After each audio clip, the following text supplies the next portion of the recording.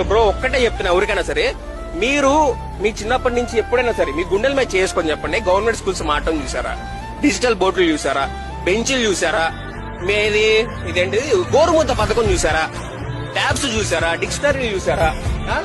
అన్ని స్కూల్స్ బాగాలేదు, అన్ని స్కూల్స్ జరగలేదు. జరగలేదు, అన్ని స్కూల్స్ జరగలేదు. 3 phases, 2 years corona, 2 years corona తర్వాత స్ట్రాంగ్ మీరు అన్ని పేపర్లు చూసే ఉంటారు.